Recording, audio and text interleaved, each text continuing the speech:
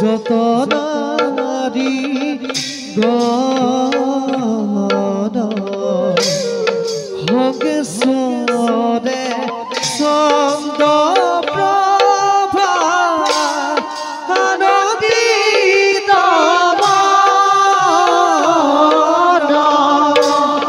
হগেশ্বৰে চন্দ প্ৰভা আনন্দিত মন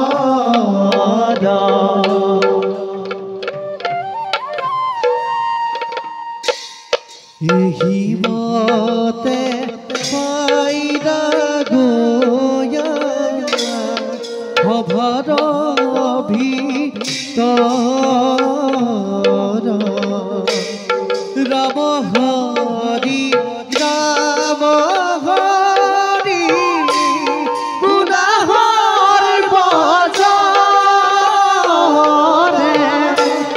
ৰাম হৰি ৰাম হৰি গুণাহৰ বজাৰে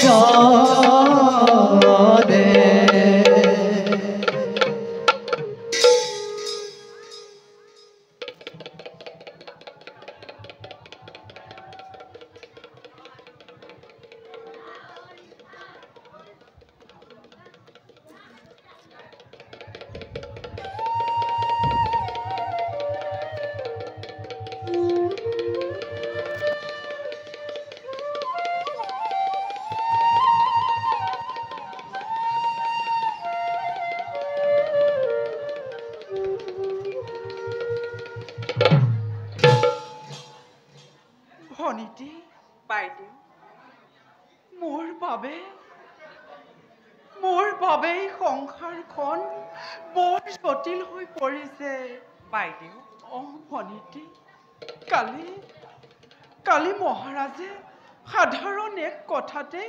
আমাৰ প্ৰধান সেনাপতি কুমাৰক সেনাপতি পদৰ পৰা পদচ্যুত কৰি দিলে কি বাইদেউ সেনাপতিক মহাৰাজে